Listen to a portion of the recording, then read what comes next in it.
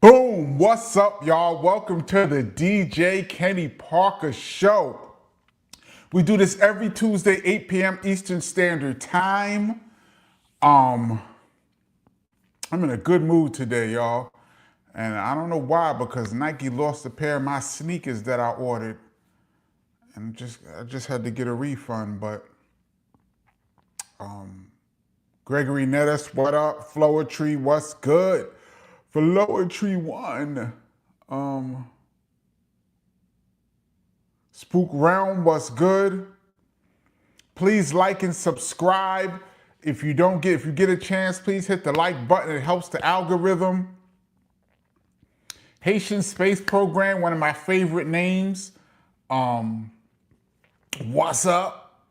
Terrence Hill, what's good? Kenny Parker, the Tuesday community. Shout out to the Rewind crew. Yes, big up the Rewind crew early. Kenny, I want to know your thoughts on the KRS-One Christmas song. You know what I'm talking about, vaguely. I'd have to refresh my memory on that. I forgot all about that. I can't comment on that until I listen to it again. Oh, wow. Spook Realm says, stop fronting Haitian Space Program. Tell us how you got your name.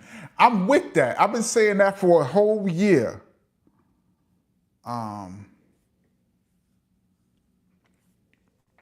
Speaking of Haitian Space Program, he says, Kenny, I know you say 1993 is the most competitive year for hip hop. Yes, I say middle of 92 to like the middle of 93. There's like a 12-month period. He said, but I think it's the illest too. Think of what dropped in 1993 till infinity. Midnight Marauders, Wu-Tang, Enter the Stage, LONS. Yo, you could go on crazy. There was a time period, it's like 12 months, 92, 93, that was the most competitive and crazy time. We've talked about that a bunch of times on this channel. Let's see. Rosmel, what up?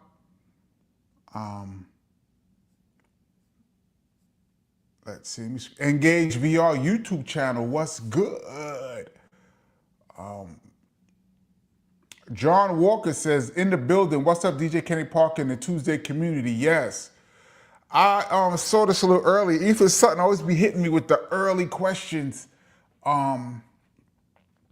says, what three musical artists, MCs, DJ, turntablists, etc. from hip hop history would you put together to form your dream supergroup? What kind of, yo? That's a hard question because you're talking about eras. And you got, if I was gonna make a supergroup, it would have to be people that go together, that mesh. Because as you guys know, I'm a big Dr. Dre fan of his production, but I don't know if it would go with other people that I would pick. I'm a huge Native Tongue fan. That's my favorite collective. For DJs, I would probably pick, overall, I think I would pick DJ Premier. As far as DJing and for production, the whole package. He's worked with everybody, so he kind of goes with everybody because he probably has a banger with everybody. So he would be at the top of my list. And then it would just determine on what MCs from what era. I mean, if it was the 80s, of course, I'm biased. I would pick KRS-One and Rakim. If it was the 90s, that's a tough one because I love Big, I love Nas, I love Hove. Probably one of those three.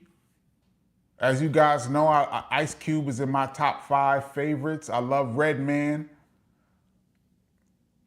But I would probably put Preem with maybe Big and Hove for the 90s. And maybe Preem with KRS and Rakim for the 80s. 2000s would be tough. Maybe I'd take Kanye on the production. I don't know what MCs I would put for the 90s. I would have to think about that. I mean, for the 2000s. But probably Kanye West on the beats. Something like that. But that's a tough question. Because if I had to narrow it down, that'd be real tough. Because it's hard with the eras, man. You know, it's hard to compare eras.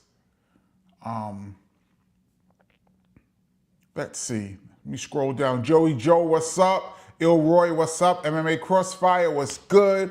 See a lot of regulars in the building. Papa Sincere says, peace, KP, that joint. How long them steal our culture off your brother's new album is hard. Yes. Big up to the Global Awareness Project. G. Doyle, what's up? Super Rab. I'm going to scroll down. I'm going to jump down. Dan Marasuti. I see a lot of regulars. Henry Cedillo. Ant Knox L. What's up?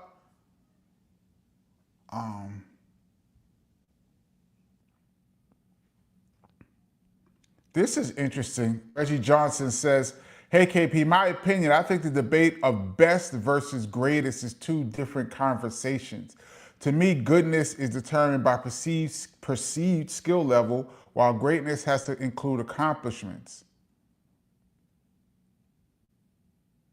I like that.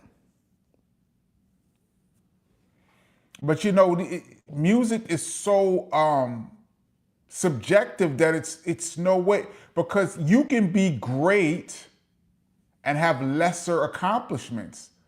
Look at some of those jazz legends. A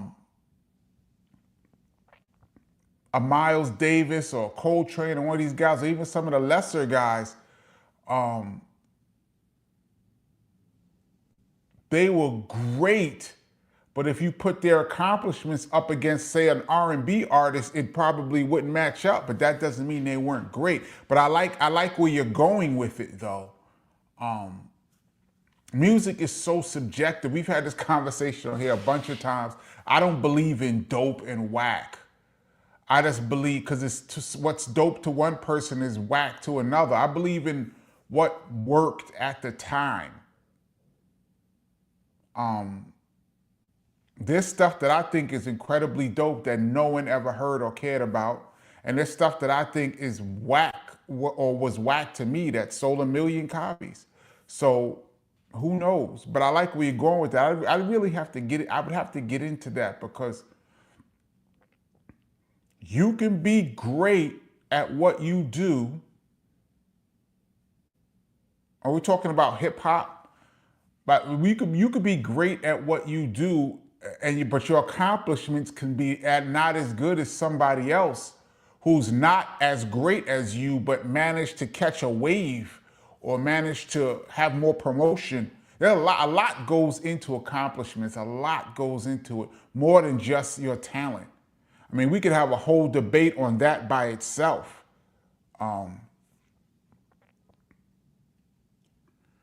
Hype Style says, greetings and relentless felicitations, one and all, including our host at DJ Kenny Park and everyone. Yes, Hype Style, I like how you say that. Benny Doyle is back.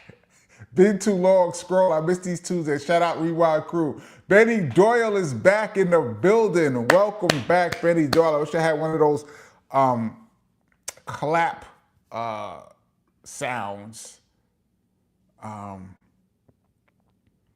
I just see this random, it says OC Word Life, which is a good example of what I'm talking about, because OC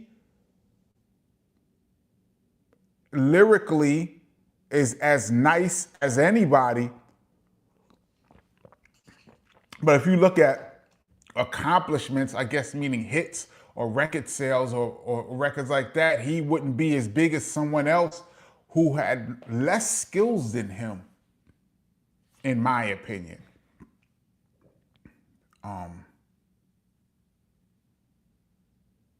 Oh, I've been meaning to say this too while I have you guys' attention. I've noticed this in the past couple of weeks, and it's been brought to my attention that there has been some vulgar comments in the comment section of the chat. I do not have a moderator. I would like to see all of the chats and everybody have their opinion, but I would ask that we keep it clean in the chat section because some people might be offended. We have ladies in the chat, and we trying to keep it at a certain intellectual level. So please refrain from making the vulgar comments in the comment section. That's it. That's my public service announcement. I'm gonna keep it moving.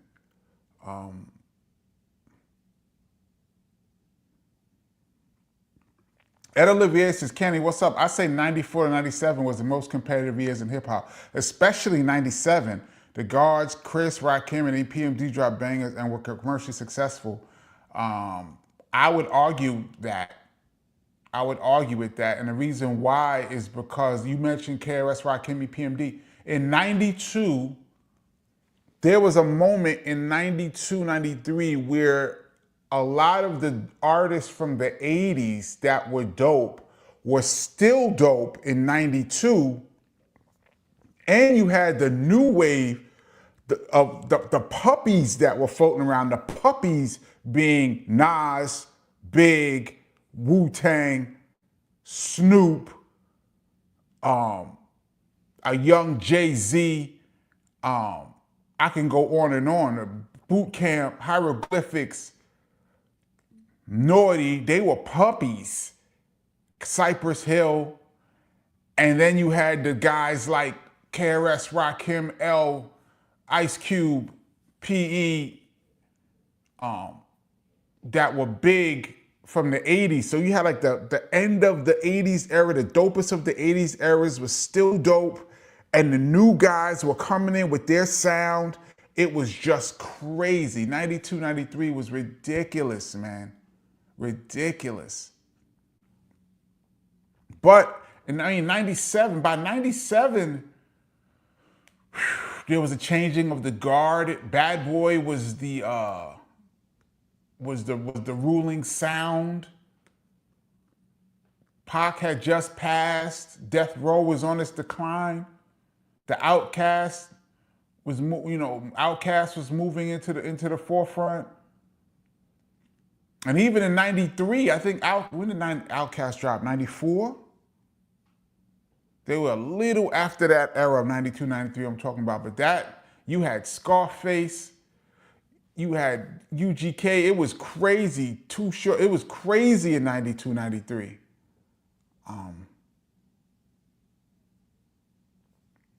FU2 says, what it do, KP? What it do? Corey Floyd, what up? Let's see. Joey Joe says, Premier has worked with most of those you mentioned. Right, that's why I would say in my ultimate super team, Preem would have to be the DJ producer.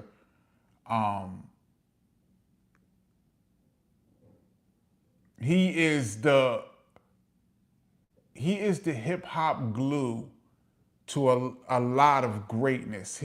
Premier is one of those guys who helped form the sound of the 90s. Like Marley Marl helped create the sound of the 80s. It was Preem in the 90s. I mean, along with others, but he was like the guy, in my opinion. Pete Rock was there too, but Pete Rock didn't work with as many people as Preem. Corey Fuss says, how come when we talk about 90s rappers, we don't mention Tretch? I thought I did mention Naughty by Nature. Did I not mention Tretch? Why is he always left out? I don't know why, because there was a moment in time where Tretch, you can argue that Tretch was out of the new puppies that were coming out, I did mention Tretch. 91, 92, Tretch, you could argue that Tretch might have been the top MC for a second. And I also want to throw in who doesn't get mentioned as much as Grand Poobah. There was a minute when Grand Poobah was that dude in New York City. He was the dude. Poobah and Tretch were the two dudes in the city. 91. Yeah, I don't know why Tretch gets left out. I don't know why, because he's as good as anybody who's ever done it.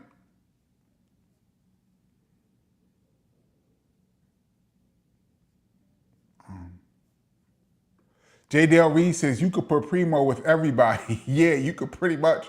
He has worked with everybody. I wouldn't put him with West Coast. I would probably have Dre for that, but and I love Dre. I mean, I'm sure Dre could work with other people as well, but for my super group, I'm an East Coast based person, so I would go Preem. Um, yeah,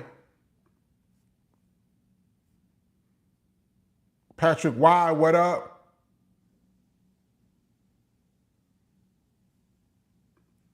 DJ Platform 204 says, hey Kenny, been banging a new KRS-One Global Awareness. Did you know it was dropping? Yes, we talked about it last week briefly. Chris sent me the link a day before it dropped. I was chilling with him at the Temple of Hip Hop and he sent me the link and I've listened to it. I'm gonna make a whole breakdown on it a little later.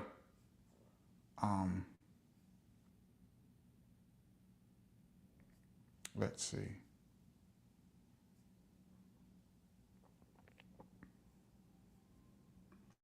Live with Deacon Strange says, Yo KP, what's your top 5 basketball movies? I don't really watch a lot of basketball movies because I'll be finding them cheesy, but let's just see the ones that I've seen. The Fish That Saved Pittsburgh, I liked. I actually liked Blue Chips. When I first saw the trailer, the trailer didn't really give me a good feel of what the movie was really going to be about. But I saw it on VCR. I liked Blue Chips. White Men Can't Jump. Love that. That's 3 that I saw. Loving Basketball, I'm not sure. Above the Rim, it was all right. I saw those. I mean, Loving Hip Hop was cool, but I don't know if I would put it in my top 5. I saw Hoosiers. Hoosiers was cool. I like realistic basketball movies that I think are realistic. Although The Fish That Saved Pittsburgh wasn't realistic, but I love that. And that soundtrack is banging too, by the way. Very hard to get album on vinyl. And that would be 4. I'd have to think about that. A basketball movie that I saw. I'd have to think about a 5th one. I've seen quite a few, but I would have to think of like a 5th one that I would put in my top 5. But definitely The Fish That Saved Pittsburgh. Definitely White Men Can't Jump. Blue Chips, the one with Shaq. And I said those 3. Those are 3 for sure. And I'd have to. I said Hoosiers. I thought Hoosiers was cool. That's a good question. Let me do the Benny Doyle scroll down.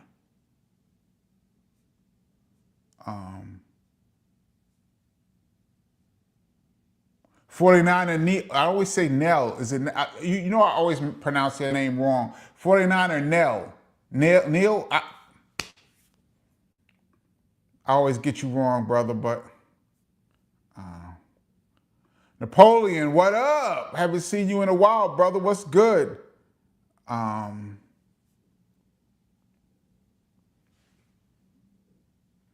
Let's see.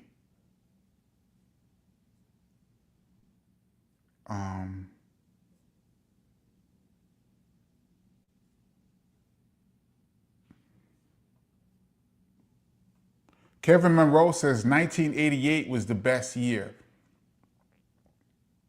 88 was a great year for hip hop. That's when it finally broke through to the masses and went nationwide. 88. I would not put 88 over 92, 93, but 88 was a great year. Still would argue That wave that came in 92, 93 was unmatched. The Gang Stars and well, Gang Star was already out, but they were rocking too. In 92, Nice and Smooth. Just the list in 92, 93 was so crazy of people that was out. I can't really put. Gregory Netta says 93 to 97 is the best. I'm still going 92, 93. 94 was dope, 95. Things got a little watery around 95, 96. It started to get, that's when the styles flipped and a lot of MCs became mafioso, which I like the mafioso style, but I think when it started to go into that Versace shirt, Chris Style direction, I wouldn't put that up against 92, 93. Plus the production that was coming too. It's ridiculous, man. Native Tongues, Tribe dropped Midnight Marauders, and we got the Balloon Mind State from De La. Just incredible music. Black Sheep, just incredible music, man. I could just go down the list.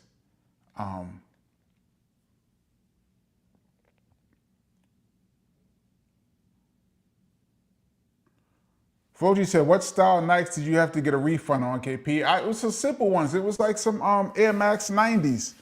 And then it was supposed to be delivered in 2 days. I waited a whole week, and then they said they delivered it to the front door, which was a lie because it never came. And then I said, well, can you send me another pair? They didn't have my size, so I had to get a refund. So annoying, man. I hate to be that old guy, but do y'all remember when you could go to a store and walk in the store and there was inventory and you could touch something, you could feel it, you could try it on, you could put it on layaway. Remember layaway? I miss the days of going into a store. Do you remember going to the mall and spending time in the mall?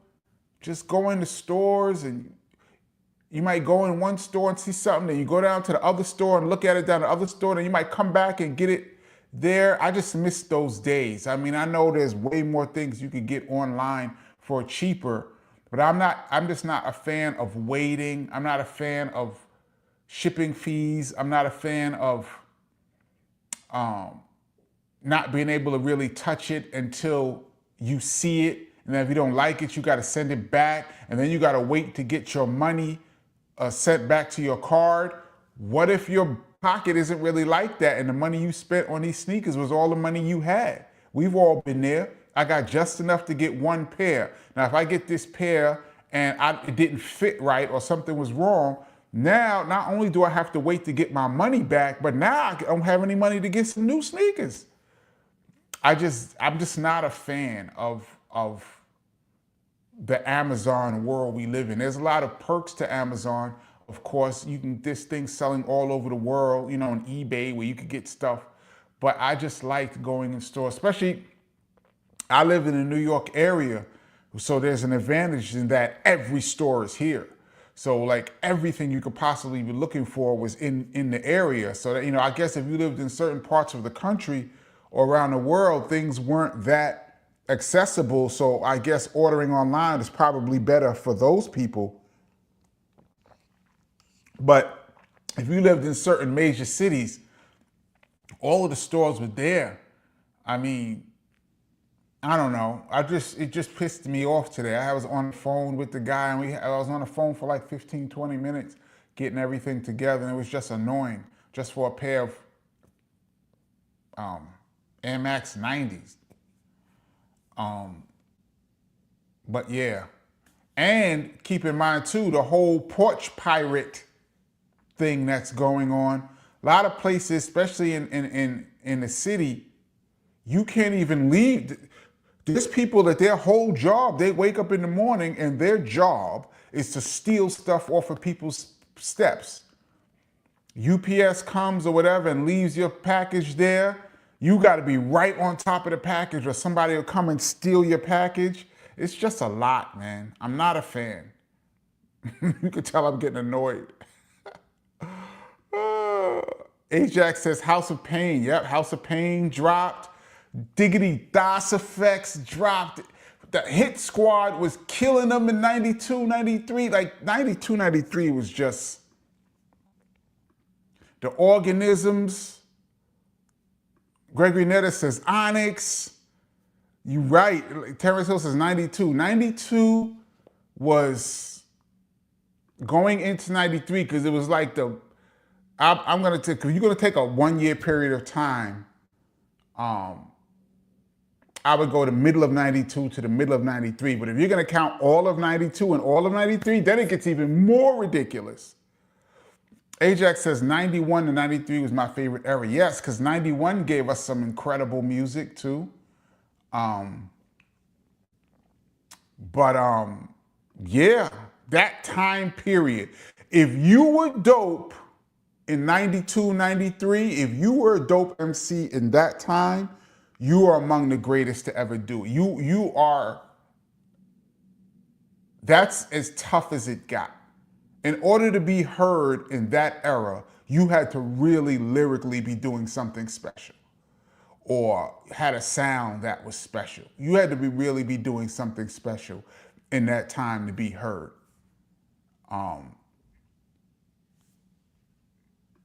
MMA says 87 to 94. That's a big time period. I mean, I loved 87. Obviously, BDP dropped in 86, but Criminal Minded dropped in 87. 87 gave us BDP, Rakim, PE, and a sprinkling of Kane. He was early. Biz, G.O.A.T, sprinkling of G.O.A.T. 87 was crazy. But all of those dudes I mentioned just about were still dope in 92. They were still killing it in 92 with the new guys. Man, I will put 92, 93 up against any era.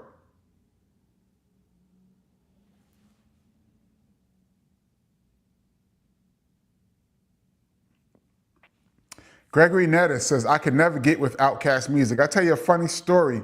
I went to, in 90, I believe it was 93 or 94. I think it was 93. I went to a Arista Records showcase. And groups from Arista were doing a showcase at a club. And I remember seeing the Notorious. My man Big was there with Faith. And they came in and Big did Party and Bullshit. So this might have even been before this is before his album dropped. Or maybe around that time. And I remember a couple groups from Arista performed. And I remember this group came on from the South, from Atlanta. And they performed and everybody was just standing there looking at them. Nobody knew who they were. I remember a guy behind me said, man, dudes don't even know. That's the hottest group in Atlanta right now. Dudes don't even know. And I remember hearing, a dude saying that standing right behind me. Dudes don't even know that's the hottest group in Atlanta. And it was Outkast. They were on stage. I guess they were doing Southern Playalistic. Whenever Southern Playalistic single was out, I think that was their first single. Whenever that single was out was the time of this party. And I do remember Big doing Party and Bullshit, but he might have had Dreams as well at that time, but I don't remember him doing Dreams, but I might be getting my timelines confused, but I know Big was on the show because he was signed to Bad Boy. Craig Mack might have performed too, but I remember Outkast performing and nobody in New York, they were just looking at him. They didn't get booed, but it was just like, next, and the guy, they might have been already gold or something like that. They were already huge in Atlanta, and New York didn't care at all. And a little while later, I think it was the second album. I think it was the song Me and You, and My Cousin Too. I think that song is the song that broke through in the New York City area. That's the second album, I believe. That first album didn't hit here at all, and they went platinum with it.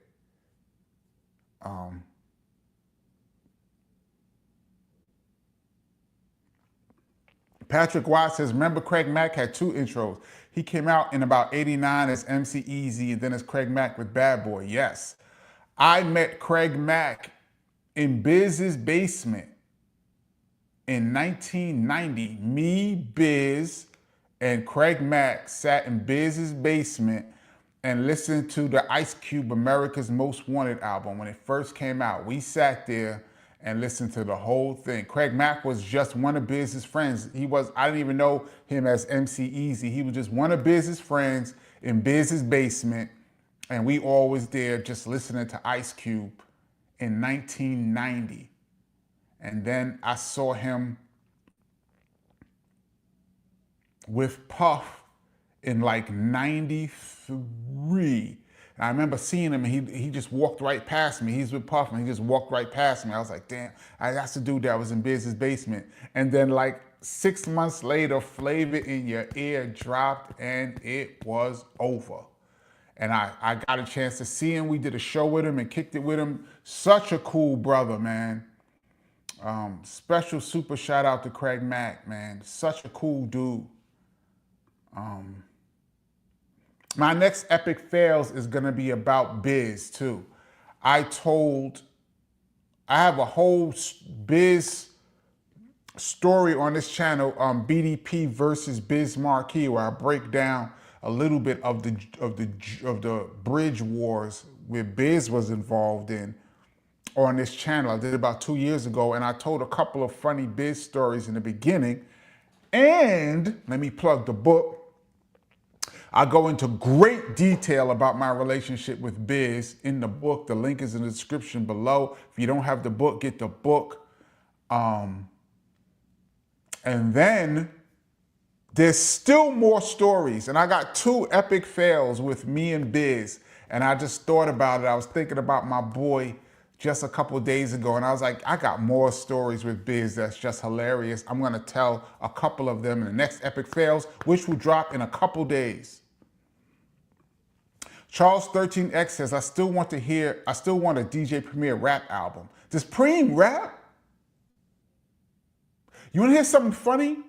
Back in 92, maybe it was 91, Maceo from De La Soul, shout out to Maceo, had an idea to do a DJ rap album. And he said, we should do it. It should be me, Kenny Parker, Maceo from De La Soul, and Pete Rock. The 3 of us do a rap album.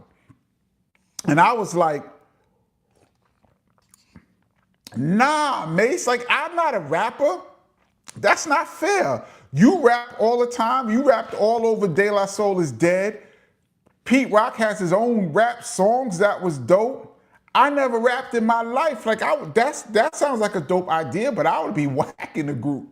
And he was like, nah. Trust me, it would be dope. You could do it. The only way it could have been done is if I got Chris to write me some rhymes. If Chris would have wrote me some rhymes to say, then I would have been a dude with a ghostwriter. That would have been whack. But if Chris had wrote me some rhymes, I could have been in this group. I wonder how it would have turned out. The production would have been De La Soul, Maceo. It would have been Pete Rock and me in I think it was like 92. That would have been interesting. I don't know why I just clicked on that. But it never happened, so. Kevin Monroe says Herbie Lovebug is a top producer. Herbie Lovebug was a dope producer, but he kind of stayed in his clique. He kind of stayed, Salt and Pepper, Kid and Play, Dana Dane. That was his clique. And I think Kwame was in his clique, but Kwame was producing his own records. Herbie Lovebug was dope. I just don't think he did enough production in that time to get put in that upper echelon, although he was selling gold and platinum records. He should have been, but I think he doesn't get mentioned like that because he was a super producer before the term super producer even came out, that late 80s. MK Ultra says Tretch is one of the most underrated. He really is. I mean, I wouldn't say he's underrated because Naughty by Nature sold millions. And normally I don't. Here's my rule when people talk about greatest MCs of all time, and I said this last week. I separate groups from soloists. So much more goes in to being a solo artist than it is to be featured in a group. And that's why nobody who's featured in a group, for me, could be in my top 10 MCs of all time. Their group is a separate category. That's why when some people say Andre 3000 is in the top whatever of all time, to me, he can never be because he's an Outkast. The group Outkast is one of the best groups ever in music history. But you can't just act like Big Boy wasn't there. He was half the group and was a dope MC too. So with that being said, there's a couple of people in my theory that's tough because Tretch being one of them, Tretch carried the whole first album. The whole first album with OPP on it and Guard Your Grill, Tretch rapped the whole album. Even though Naughty by Nature is a group, he rapped the whole album. And then the second album, he incorporated Vin Rock more into the group. But as I do believe, Tretch wrote all of the rhymes for everybody. So even though Vin Rock was also rapping, Tretch wrote all the rhymes. But I still think that when Vinny raps, it still helps the cadence of the song to hear Tretch go, then Vinny go, then Tretch go. Even though Tretch is writing for Vinny, it still adds to the group. So for me, it's hard because Tretch is really a solo rapper, but he's in Naughty by Nature and he also has a sidekick that is on the majority of his hits, or equal with his hits with his soloist. So he's tough for me to critique. Tretch is a great MC, but he's in a group, but he's also carried whole albums by himself. And the other person like that I have trouble with is Q-Tip. Because Q-Tip was rhymed on, I would say, 95% of People's Instinctive Travels. Q-Tip carried the whole Tribe first album and was incredible. I think that's his best lyrics was on that album, in my opinion. And it was a great classic album. We all loved it. But the real Tribe magic happened when Fife ascended to be equal with Tretch in the group lyrically. And that's when the real magic of A Tribe Called Quest happened. The magic was Fife and Q-Tip on the mic.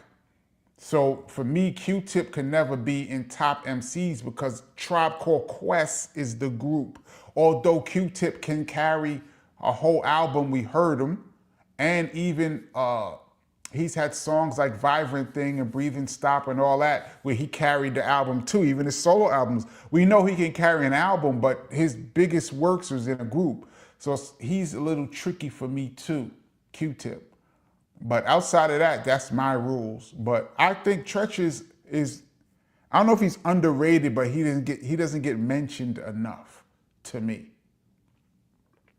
CMC's Technique in Class, thank you so much for your contribution to the channel, says, Craig Mack has an album called Mack Sessions 2017 under the Def Squad label. Eric Sermon has all of Craig's catalog. How he do that, you think? I don't know if he has all of Craig Mack's catalog. They were friends back in the day. I bet he have a bunch of songs. I think I've heard him say he has a whole album with Craig Mack. I don't think he could own Craig's catalog because Of course, Bad Boy is in the mix, and you know Puff ain't just giving away flavor in your ear. But unless he bought it from unless he bought it from their state. But looking at those Bad Boy contracts, I just don't think that these artists even own the rights to their music like that. I don't know, but that would be interesting to hear. I would love to hear some new Craig Mack.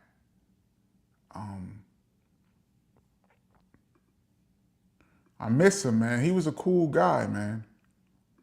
MK Ultra says Inspector Deck's another underrated MC. I think Inspector Deck is perfect in the Wu-Tang. The rule in Wu-Tang Clan is Inspector Deck goes first. Inspector Deck cracks off every great Wu-Tang record there ever was. It's not ever, but you know what I'm saying. For the most part, Inspector Deck always cracks it off. The problem with Inspector Deck is he never had the one big single, the one big solo song.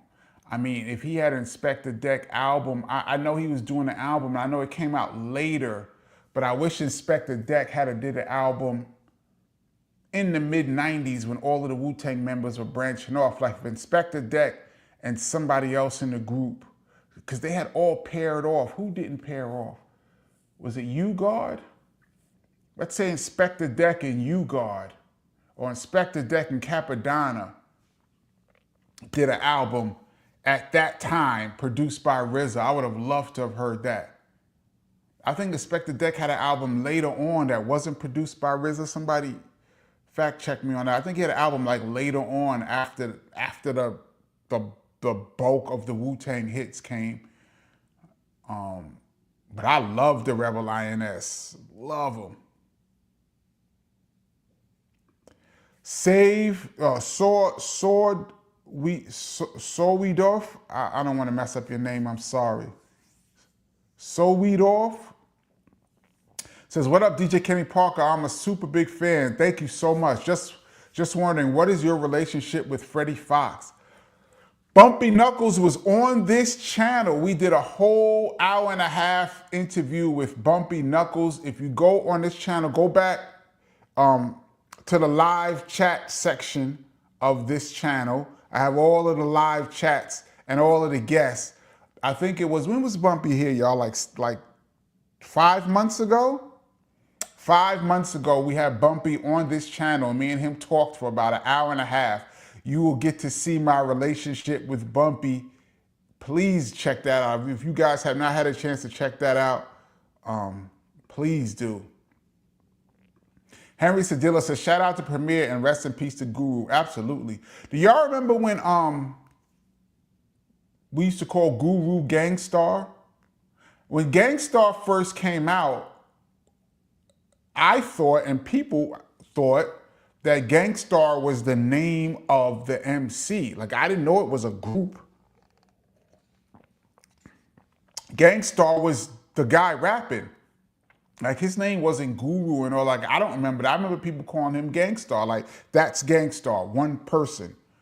And then we later learned on, maybe I think the second album, whatever, we learned that Gangstar is DJ Premier and Guru.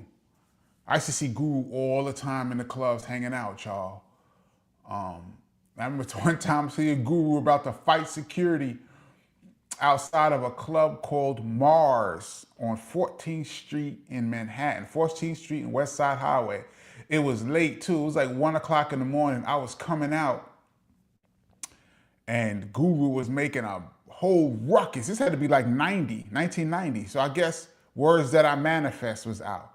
And he was making a whole ruckus in the front because they wouldn't let him in. And he was ready to like fight security. And I came outside, I was like, yo, chill, Gangstar. I have so many memories with Guru. We used to see Guru all the time. I'm more chilled with Premier. Me and Premier had a more closer relationship, but I used to see Guru quite often.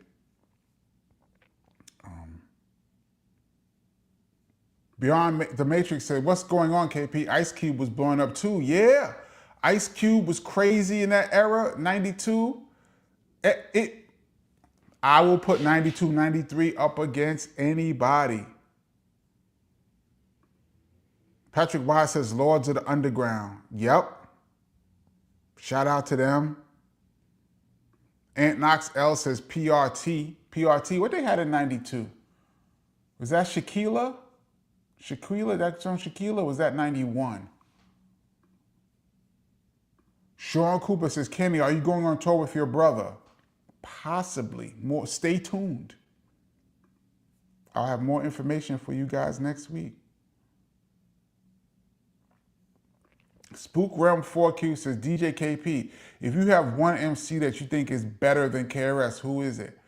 Once again, I don't use the words better. I think there's a handful of rappers. I don't think there's one GOAT. I think there's a small handful of rappers that are very good. They're the best at a particular thing. I think KRS is the best with a microphone and a crowd. As a pure MC, mic, crowd, beat, I think he is the best to ever do it.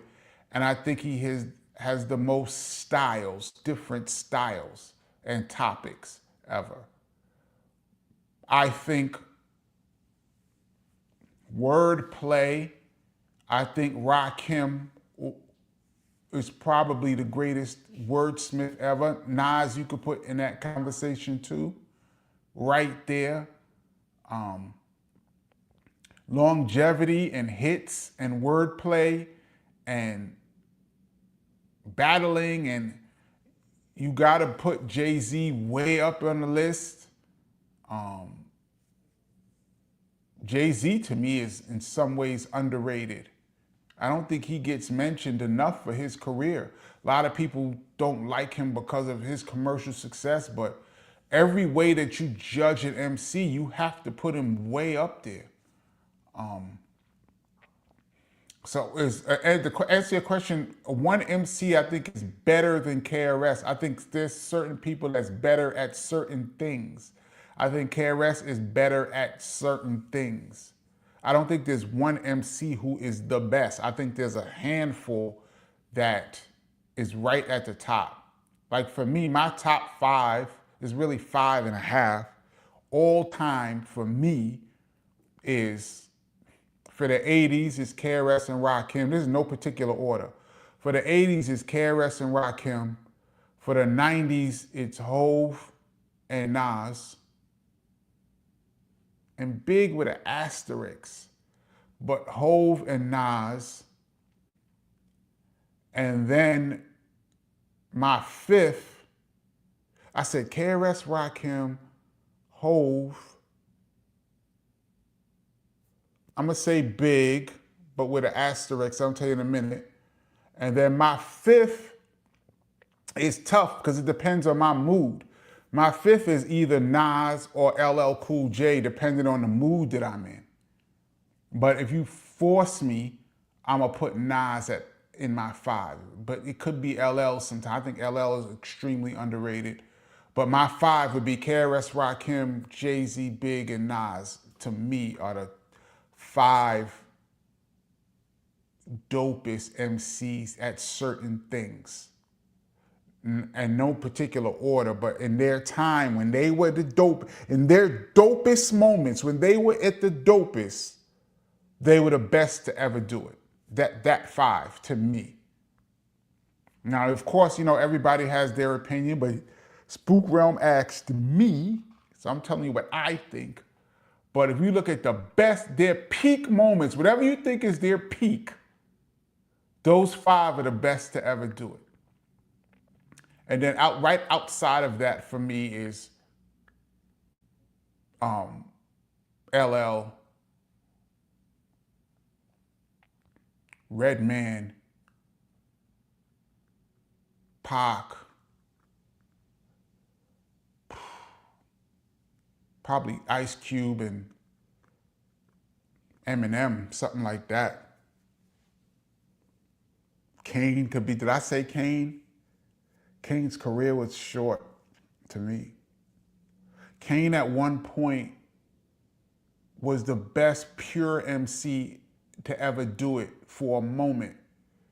Like 89, when Warm It Up Kane was out, at that moment, he had it all. He had the lyrics. He was the top lyricist, right at the top. He had hits. He had the commercial success. He had all the ladies loving him. He had the respect from the dudes in the street. He's from Brooklyn. He had the high top fade. There was a moment where Kane was as pure an MC as there was dopeness, but it didn't last long enough. And that's why I moved him down the list a little bit, because all of the other people I mentioned, their reign, like Biggie said, your reign at the top was short like leprechauns. A lot of people's reigns was shorter. And that's why I put Big with asterisks. I don't think anyone had a 3-year run like Big. You could argue maybe Cube with NWA and America's Most Wanted.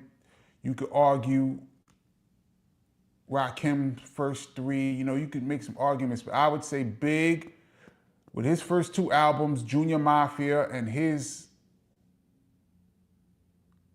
features and his impact in that period of time was as good as it gets, but it was only 3 years.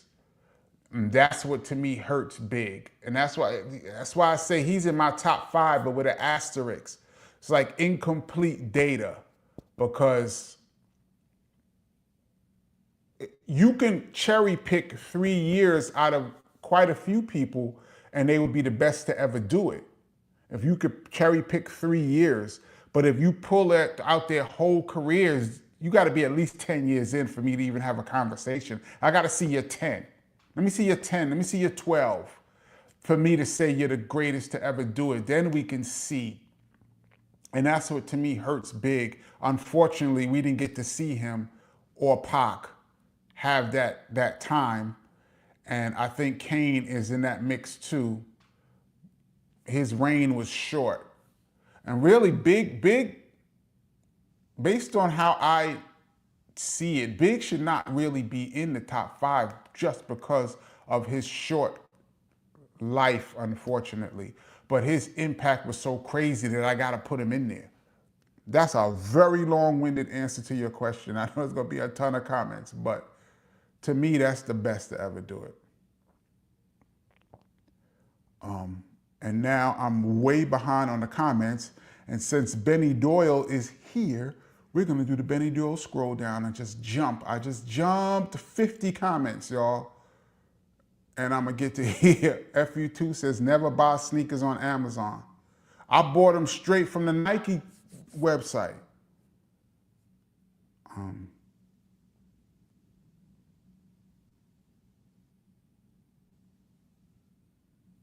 Terrence Hill says, I remember going to a sneaker store in the Bronx and one of my cousins got a pair of his sneakers and someone stole them right off his hand. The plastic bag broke. I remember the era in the 70s. This happened a lot in the 70s when dudes would take sneakers off your feet. Dudes just walk up to you like, yo, man, what size? Those are dope. What size are those? You'd be like 9. They'd be like, word, that's my size. Take them off.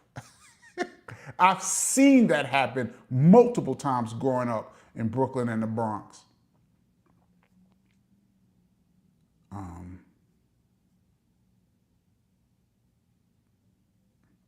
Aunt Knox L said, if you buy sneakers or shoes online, it's directly from the retailer. Yeah, I bought them from Nike.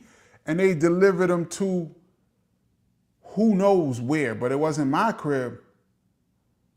MMA says, yeah, Porch Pirates are a problem. Brooklyn Geek says, Porch Pirates in the blood clot. Yes, yes. Porch Pirates are a major, major problem. Especially for people that gotta work 9 to 5.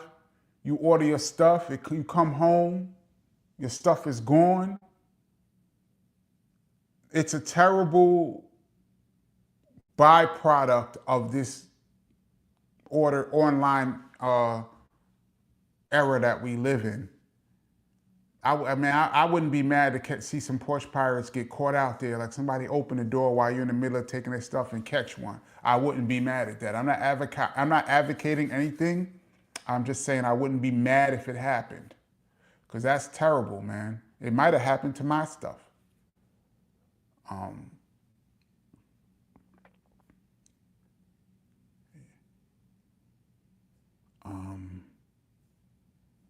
and Knox L says brand Nubian. Yep, throw them in the mix.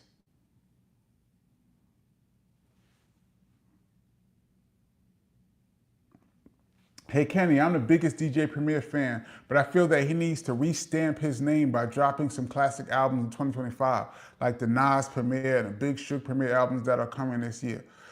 I don't know. To me, some people's legacies are so etched in stone that it'll be great to hear their new music, but even if they do new music, I don't think they can ever not be on the Mount Rushmore. Preem laid it down so crazy in the 90s that his name could never, if he makes 1,000 whack beats from now on, his name could never be etched off of that. He did it when it was the hardest, and he helped shape the sound. The sound of the boom bap era that we loved started with Marley Marl in the mid to late 80s, and then Preem and Pete Rock and those guys picked it up. Large Professor, these people picked it up and ran. And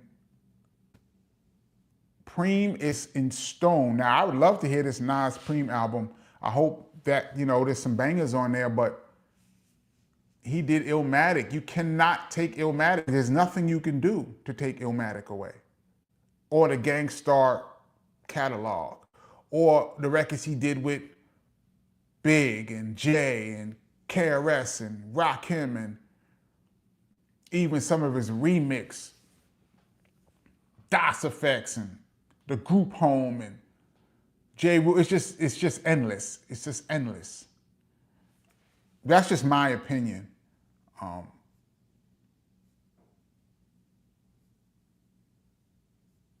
CMC's Technique says daily operations equal Gang Starr. Yeah, I think maybe around that time is when Gang Starr became Gang Starr as we know it, and not just MC Gang Starr. Was I the only one? I know for a fact I've seen people call Guru Gang Starr. I've seen that. he was MC Gang Starr. Y'all gonna act like it was just me, all right? Sweet Goldilocks, what's good? Haitian Space Program says Stunts, Blunts, and Hip Hop. Stunts, Blunts, and Hip Hop came out in 92, 93. Yo, the music was crazy. These were the puppies. Diamond D and them. Well, puppies. Main source. That's what I'm saying. These were little dudes. Those are the little dudes.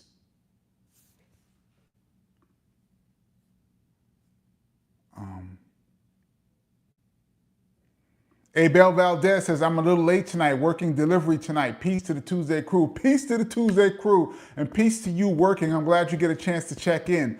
For those that's just checking in or new to the channel, this is the DJ Kenny Parker Show. We do this every Tuesday, 8 p.m. Eastern Standard Time. We don't really have a format. We just talk about whatever you guys want to talk about, mostly hip hop. This is show 83. We 83 weeks straight, y'all. Shout out to the Rewind crew that's going to check this out later on.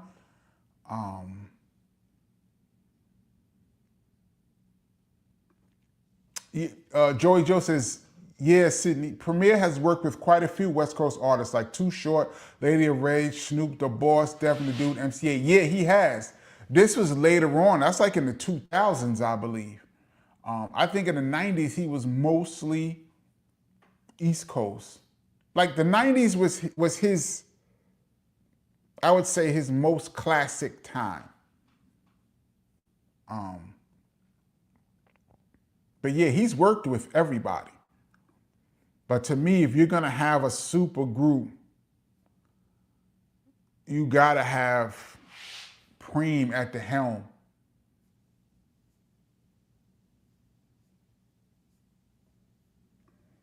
'88 to '92, I'm gonna throw '93 in there, has to be the most competitive and most creative time ever. The reason why I say '92, '93 is because most people ask, like, what year was the most, would they say the dopest year in hip hop? And I usually say between '92 and '93, that 12-month period of time. But that era, '88, '89, '90, it was ridiculous because that's when '88, '87, '88 is when sampling really hit. Once sampling came and and raised the bar for the music and brought the music up to a level, and then the MCs rose to a level, rap was off and running. Ant Knox L says G.O.A.T was always dropping shit. G.O.A.T was incredible in 90, 91, 92. This is what I'm saying. And these are 80s dudes still dope. That's what I'm saying. You had a G.O.A.T. You had all of these dudes floating around. It was hard, man. If somebody said you was dope back then, if you was an all right rapper in 92, 93, 94, you actually were incredible.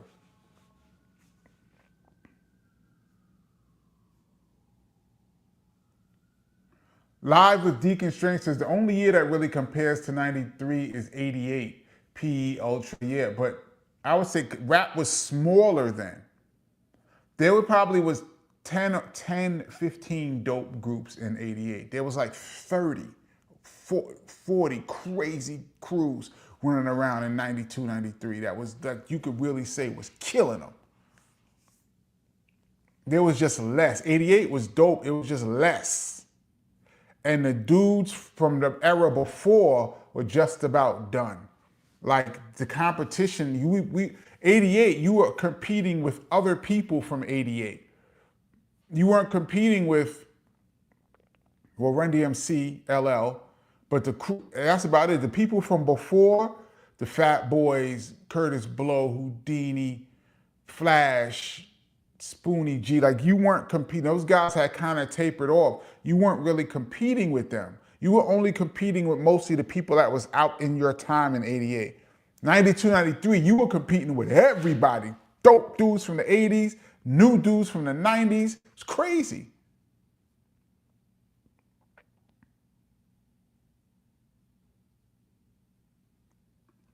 This is a crazy question. Patrick, why? Why are you doing this, man? KP, who are your top triple threats? Guys who do it all three, DJ, produce, and rap. Come on, man. Oh, man. Do it all. Q-Tip is right at the top.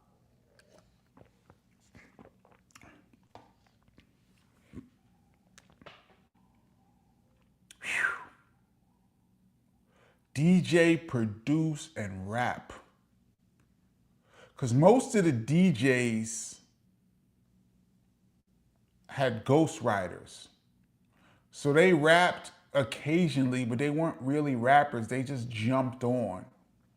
Like, say, Dr. Dre or, say, Pete. So you're talking about someone who wrote rhymes, DJ'd, and produced. I'm going to go with Q-Tip. I'm going to go with Rakim. People don't know that Rakim produced a lot of those songs. I was watching some of his interviews. Rakim produced a lot of the songs that we loved and did the scratches. Rakim did a lot of the scratches on those songs and did the beats. And he rapped like Rakim. It's crazy. I'm going to put him. I'm not going to be biased, but KRS-One, first 5 albums, Scott LaRock produced most of Criminal Minded, so let's say 4 albums. He wrote all the rhymes, rapped, KRS, produced the songs, and did like 80% of all the scratching that you heard on the songs is Chris scratching too. It's crazy. I'm gonna put those at the top 3 off the top of my head. Eric Sermon, I don't know him as a DJ. As a producer and rapper, he's way up there. Diamond D is he'd be like in the four, because he's known as that. Like KRS and Rakim are not known as producers and DJs because it's not out there what they actually did. But my three is Q-Tip, Rakim, KRS. And I'm not trying to be biased, but if you look at what they did in them first few years, and they did it all, they was like one-man bands. It's crazy. I would put Dr. Dre up there, but he, like I said, he had ghostwriters and he didn't rap that much. He rapped here and there. I'm sure I'm missing somebody.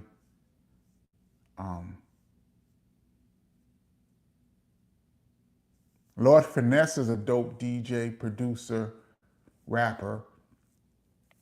He didn't have a lot of hits, but I would put him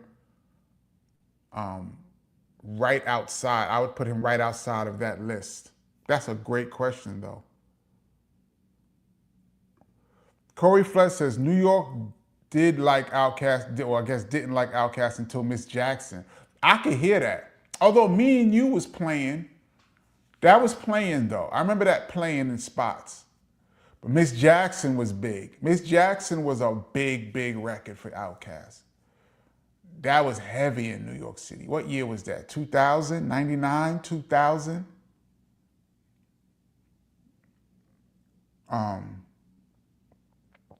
I would say, yeah, you're right. But Outkast was not big in our area until that point. That's why in '95, you know, y'all all know the infamous when he came at the Source Awards and they won Best Rap Album and got booed. And 3000 came on the stage and was like, the South got something to say. They was hot in '95. They got booed and was like, that we got something to say, and they said it. He wasn't lying. Stephen Brooks just brought that up. Makes sense why they got booed at the '95 Source Awards. Yeah. Because I think in '95, they might have beat out I think it was like Wu-Tang, Biggie, and like Outkast. It was something like that. Wu-Tang, Biggie, Outkast. And the winner is Outkast. In New York? No.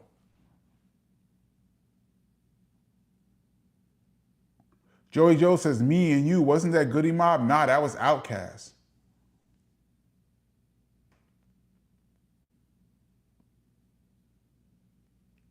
Benny Doyle says, Kenny, I watched that interview you recommended last week. I can't remember the podcast. It was Brother Ali. But the interview was great. Thank you. I think my Brother Ali interview was the best that I ever did because he was a great interviewer. You shouted at ICU as KRS's best first friend. Any chance ICU was a guest? I was trying to get ICU. We'll see how it works out. I've been trying. Yeah, that was KRS-One's first real friend, ICU. Yeah.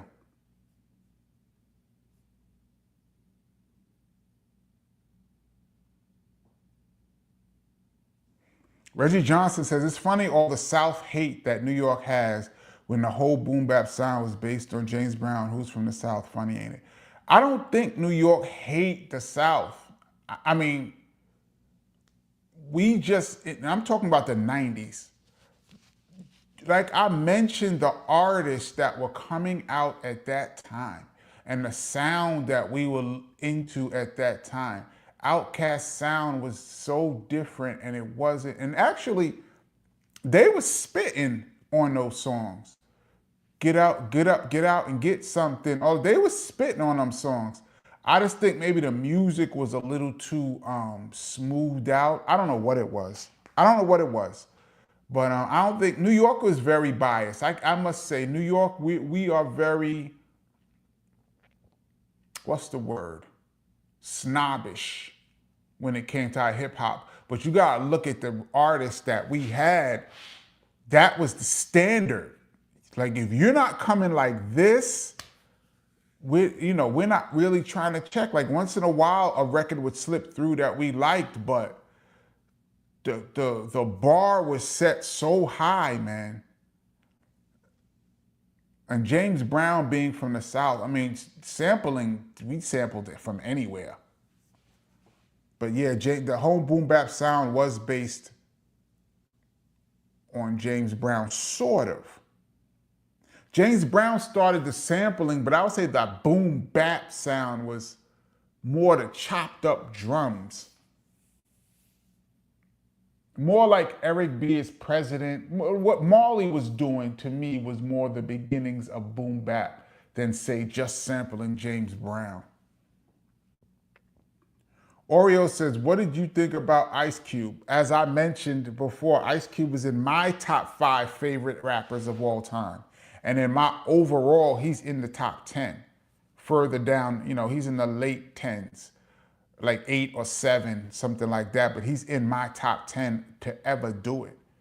I mean, you can't tell me there's 10 rappers who had a better career and had more impact than Ice Cube. 10 that impacted rap music more than Ice Cube and NWA and Ice Cube's solo career. You can't tell me there's 10. But what I think about Ice Cube, he's among my favorites.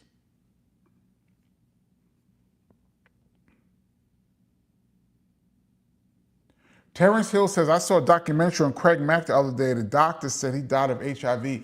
Now, I just heard about this recently, that Craig Mack had HIV. I'm just learning this like a few months ago. Did not know that. That's a tough way to go. I thought he had heart problems. That's what they were saying, he had heart problems, which could be a byproduct of HIV. I'm not sure, but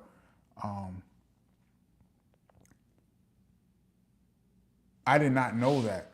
Super cool brother, though. Jamal says, did you see the Spike Lee and KRS-One interview? No, I did not.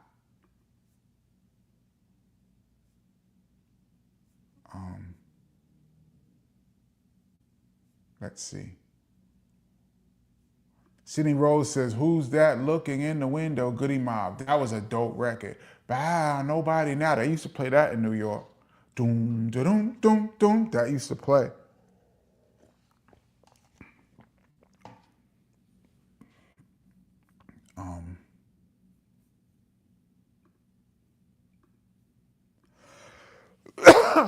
Excuse me.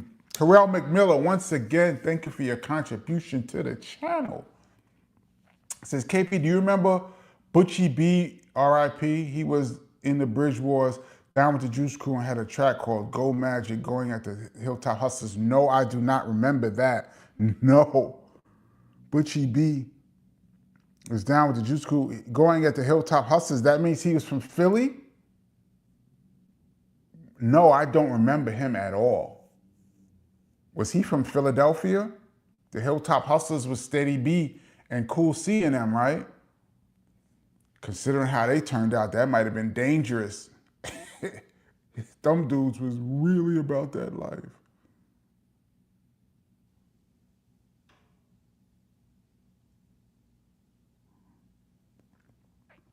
Aunt Knox L says, of your brother writes the rhymes, who cares? Old School Fool says, you sound too like your brother already.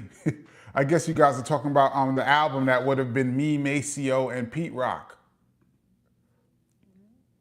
That would have been interesting, man.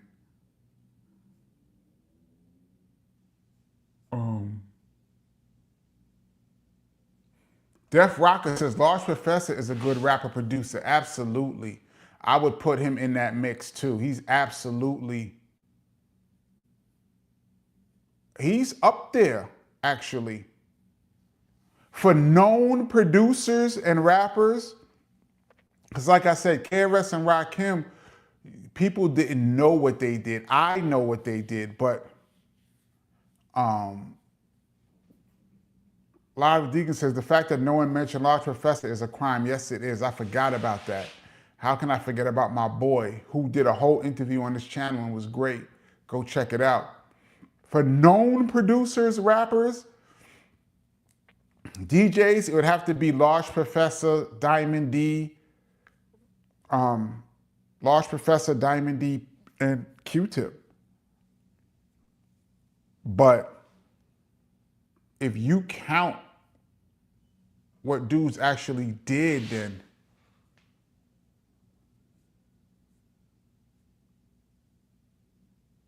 let's see.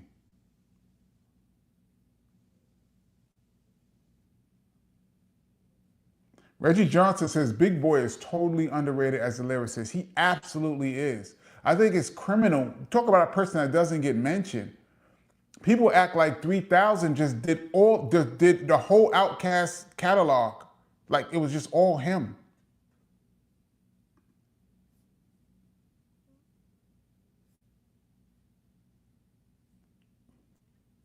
MMA Crossfire says, especially on Uptown Anthony, I was talking about Naughty, yeah. Corey Flex says, Kenny, Tretch is definitely underrated. You said it. He was in 91, 93. He was the man in all of rap music. He was. Somebody was rapping and dressing like him, but he was also left out of the best. Absolutely. They was rapping like Tretch. They was doing his hand chop movements. Remember how he used to do this chop? Tretch is definitely underrated.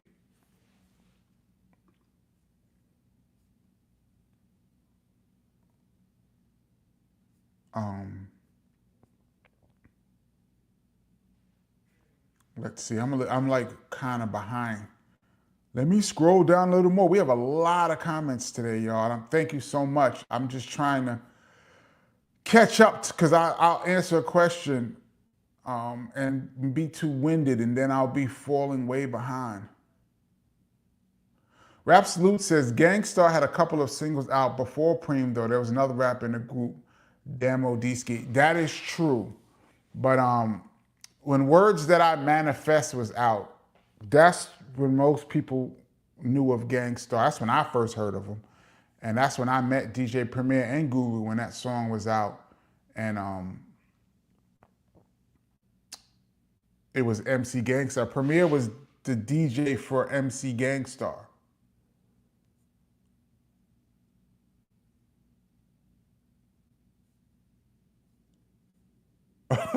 DJ Platform says Shaquille O'Neal's debut album dropped in '93. Well, he went platinum. He went gold and platinum. He was rocking with the Fushnikins. Remember them? Can I rock? Yeah, what's up, Doc? We was on tour with the Fushnikins in Europe. Shaquille O'Neal went platinum in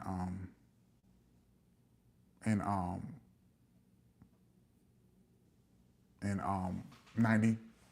He went gold and then platinum. I think he has 2 plaques. Shaq is just rapping on, I'm gonna shout out my homegirl Heather B. She just reminded me that she's on a posse cut on Redman's Muddy Waters album, Muddy Waters 2 album.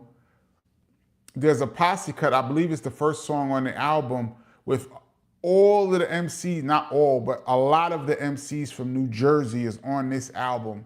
Redman, Tretch, Vinny, Lords of the Underground, Latifah, Rod Digger, Ella Sensei, all of them are on this song, and Heather B is on it as well, and Hakeem Green.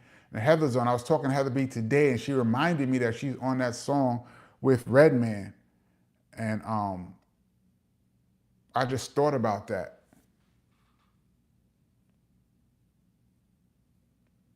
Mike Rocks 25 says there can only be one GOAT. Yeah, I guess the term greatest of all time is singular. But for me, the question was to me, I don't have one GOAT.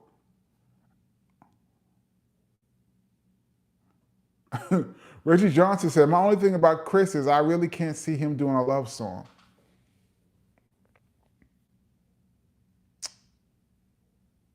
I can see him doing a love song about his wife. In particular, I don't see him doing like a love song like talking about girls. Like He probably can. I'm sure he could write. I mean, he's a writer. I'm sure he can. He doesn't really like those kind of tracks either. Like, I don't see him rapping on a beat that would be like that.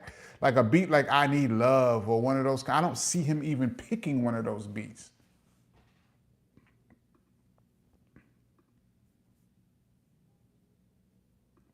Terrell McMillan, once again, thank you. Really appreciate it.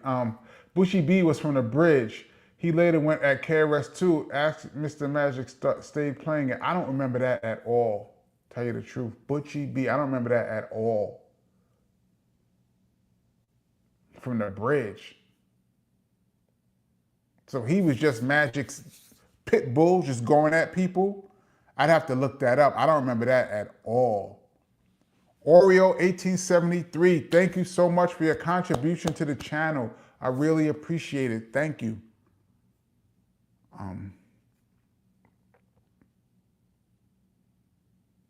Let's see. I see a lot of people talking about their favorites. Mike Rock says #1 is Melly Mel. Like I said, there's gonna be a lot of people says, what about G.O.A.T or BDK? I had Big Daddy Kane in my top 10. And like I said, he would be higher up. He would be higher up on the list if his reign was longer. You gotta remember, Kane's reign was really like 2.5 years, 3 years.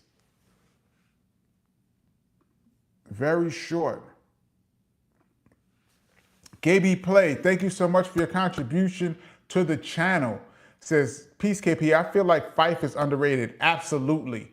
Tip is the man, but Phife was no slouch. Butter is one of my favorite trap songs and 8 Million Sword. One of my favorite trap songs. Absolutely, Phife is underrated. I think, here goes my controversial statement of the night, y'all. Somebody's gonna, I think I'm gonna get in trouble for this, but I'm gonna go for it. I think what made Tribe ascend even over De La Soul and the other native tongue groups is the combination of Q-Tip and Phife was so different that it sonically sounded better. Like if you listen to De La Soul, who I love and study, there's times in songs where you can't really distinguish between Pos and Dove. Like, unless you really listening, you can't really distinguish. They're different, but not that different in their voice, cadence, and their rhyme style. So sometimes it sounds like one MC for the most part, if you guys understand what I'm saying. If you look at the Jungle Brothers, Mike G and Africa are similar, not the same, but there's times when they go and you can not really tell who's who unless you really listen. Like, oh, that's Africa, that's Mike G, if you really listen. But Tribe, first of all, Q-Tip has one of the most distinctive voices in all of hip hop history. You instantly know it's Q-Tip. But what breaks up the monotony is that when Q-Tip goes and then this gritty little, what do they call it? Gritty little kid from the New York streets, the 5-foot assassin will come on with a completely different voice than anybody else in the group. I mean, not only in Tribe, but in native tongues with a different style and what he was talking about. And I think that made Tribe more special, very special. I think if you took those songs, all the Tribe songs that we love, and let Q-Tip rhyme Phife's verses, just let Q-Tip go through the whole song, still would have been dope, but I think the magic would have been a little bit different. I think letting Phife, who was not originally signed to the label, the original Tribe Called Quest was Ali and Q-Tip was signed to Jive, and Phife and Jerobi was not signed, if I have this correctly. Phife was signed later on. After Can I Kick It blew up, they was like, we have to hold, we got to hold this dude down. They signed him, and they signed him to a solo album that never came out on Jive. Phife was supposed to do a solo album on Jive around that time too. I do believe Q-Tip told me that, if I recall. But I say all that to say, Phife's voice and flow is what helped take Tribe to the next level, in my opinion. And I think if you took Phife and put him on De La Soul, they would have been bigger because of his cadence and rhyme flow. That's my opinion, and I'm gonna get some heat for it, but hey, JWoo72, thank you so much for your contribution to your channel and for being a regular. Always love. You know how we do. JWoo72, thank you so much. Thank you to the regulars. This is DJ Kenny Parker's show. We're at 1 hour and 25. This has been a great conversation for me. And I love it. Like I always say, I love this. Tuesday night, we do this every Tuesday, 8 p.m. Eastern Standard Time. Shout out to the Rewind crew. Dartmouth says, why didn't Jay-Z do a song with Big Daddy Kane? I will wait. I have no idea, because Kane was grooming Jay-Z to be an MC. I remember seeing Jay-Z come out with Kane in like 90, 91. I remember Mr. C cutting up like Impeach the President or something. I remember Jay-Z coming out doing that super fast style. Remember how fast he used to rap? And everybody went crazy in like 90, 91. Don't know why Kane never put Jay-Z out. Maybe he didn't think he was ready, or maybe Jay-Z decided to go his own way. Plus, Jay-Z had 1 foot in the streets and 1 foot in the studio, if y'all recall. I think it was Clark Kent, rest in peace. They said that convinced Jay-Z to take rapping seriously. Jay-Z was not serious. It was just something to do.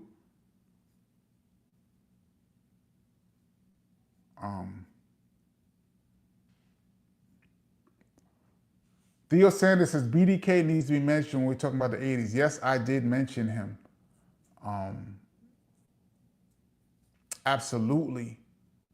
I mentioned him. At one point, he was as good as it gets. Like, if you look at as a moment when a person is as good as it gets, like a moment, Kane, for a moment, was as good as it's ever gotten.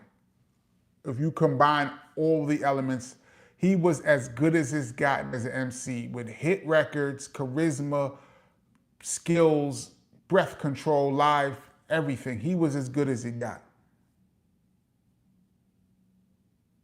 I don't know why I clicked that. Charles 13X says, you can't mix the 80s with the 90s.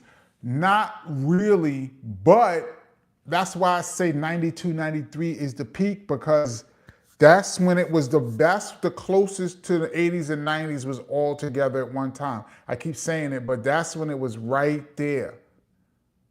When the best of the 80s and the early best of the 90s, it was right there. That was the moment.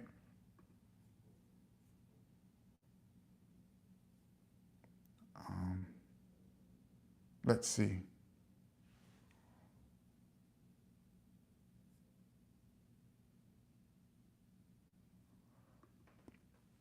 Here goes a controversial statement. Avery Hyman says, Kane was killing it until he thought he was a sex symbol instead of an MC. I don't know if that's controversial, but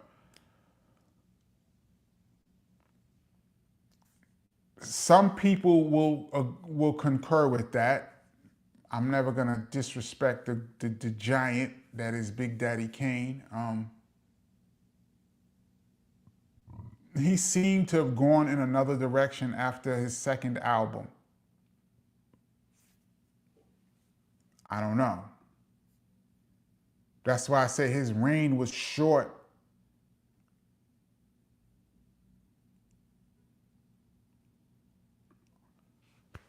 Damon Harris says, Rakim was not great long, but early 90s Raw was washed. By early 90s, Raw was washed. I don't know if he was washed, not in 92. go back and listen to Know the Ledge. That was a big record. I'm not going to say Rakim was as prolific as he was in 88, 87, but Know the Ledge, he was still lyrically as right there. Know the Ledge, Don't Sweat the Technique. That was 92. The Guard was still the Guard in 92. Go listen to Know the Ledge. I would not say Ra was washed. He just disappeared after that. After 92, he kind of disappeared for like 5 years. Then he came back in like 98. Remember? So you got to look at, I mean, when he dropped in 86, he just, 86, 87, 88, 89, 90, 91, 92. It was like 6, 7 years that the Guard was incredible. That's a nice run. That's a nice run.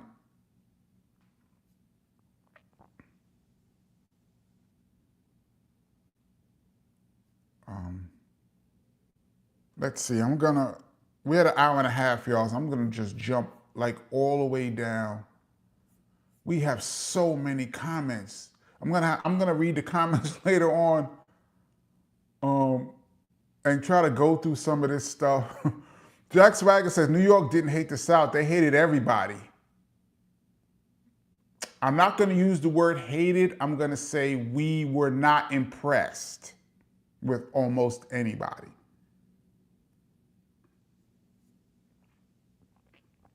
Buford Jones, thank you so much for your contribution to the channel. Really appreciate it. Thank you.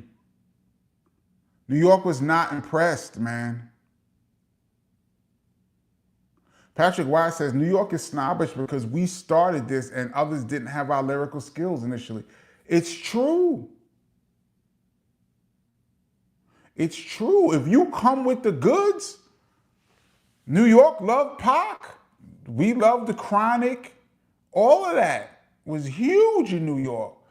Ice Cube, America's Most. I was at the Apollo when Ice Cube did the Apollo 3 times. I was front row all 3 times for all 3 of them albums, and it was sold out in New York. It went crazy. We loved Cypress Hill. If you came with it, New York was with it. We with it. We loved Ghetto Boys, Minds Playing Trick, Scarface we loved. You had to come, man.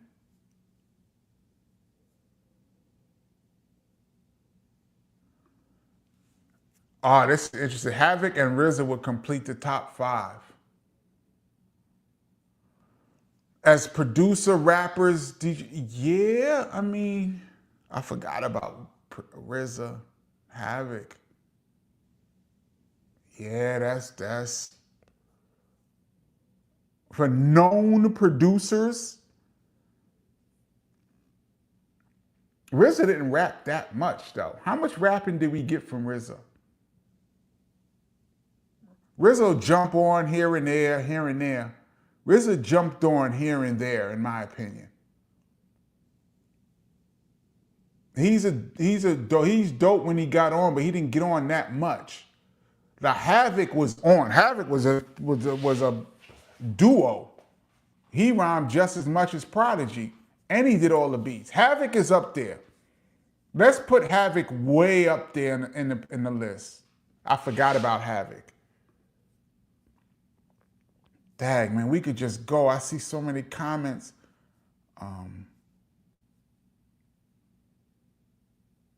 Charles 13X says, Chuck D had more impact than Ice Cube. Public Enemy, absolutely. Not Chuck D, Public Enemy, the group. Absolutely. But NWA, I don't know, man. Yeah, because nothing is over It Takes a Nation of Millions. I'm not going to put anything over that. But NWA Straight Outta Compton changed the game just like Public Enemy did. That album changed the game.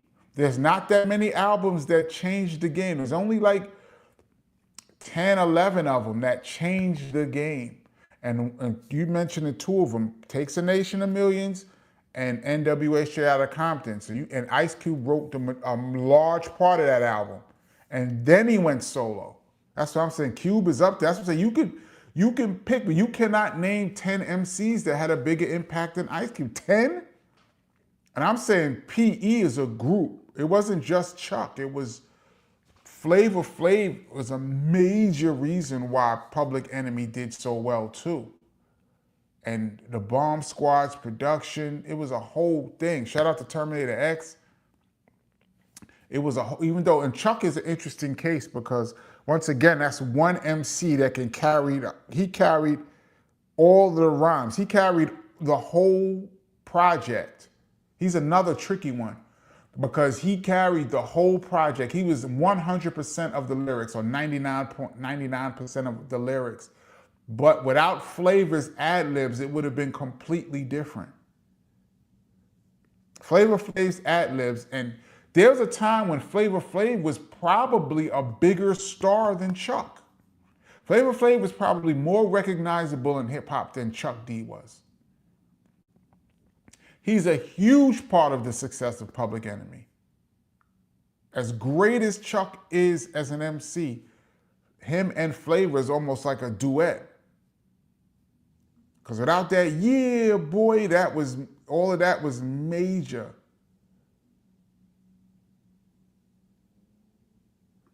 Triggs 9802 said, New York didn't like no artist that wasn't from there back in the 90s. They booed Snoop and Dre and the whole West Coast also. I disagree with that. Snoop and Dre was on fire in New York City. The Chronic was on fire. They booed NWA, and I seen Ice Cube talk about this, and y'all not gonna believe me, but I was there at the Apollo when NWA got booed. And it wasn't really NWA, it was Easy. He came out, we want Easy, and got booed. I was there at the Apollo. I saw that with my own two eyes. Then they came back.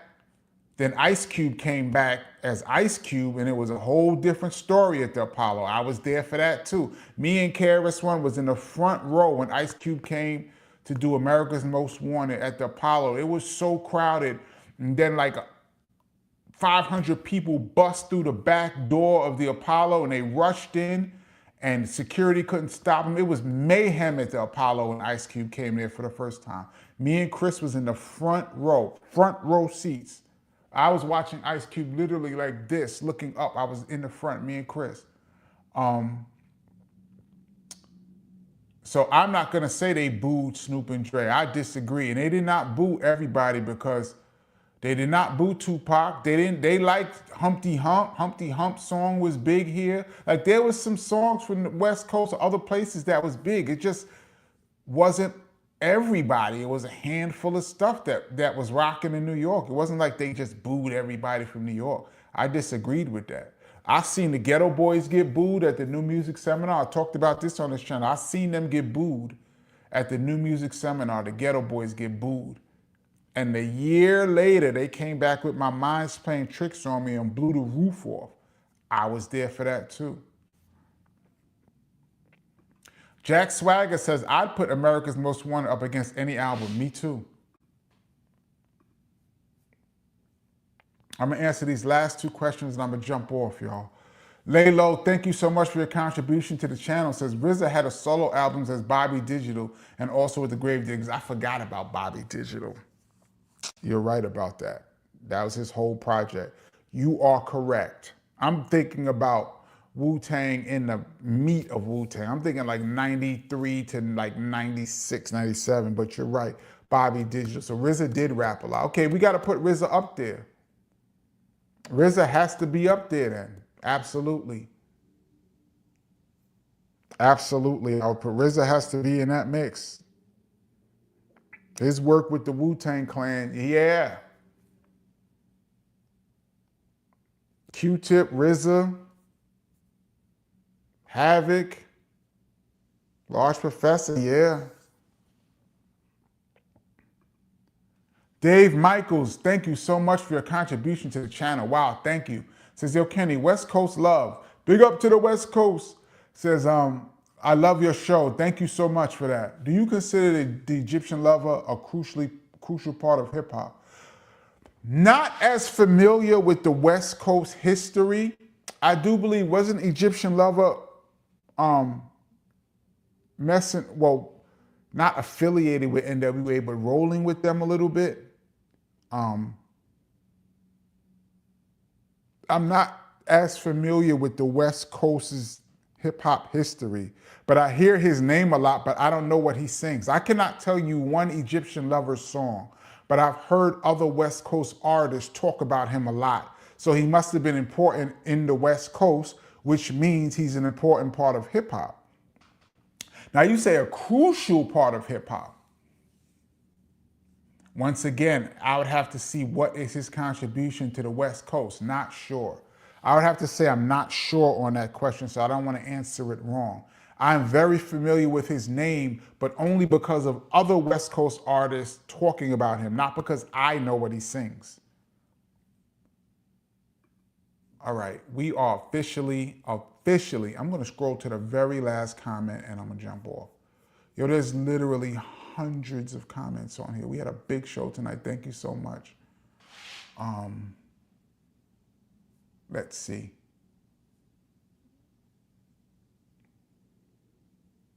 We are at the end. Peter JV says Egyptian Love was essential breaking music. Rap Salute says Egyptian Lover is a legendary artist in the early West Coast scene. Yeah, I've heard his name, but I'm not sure why.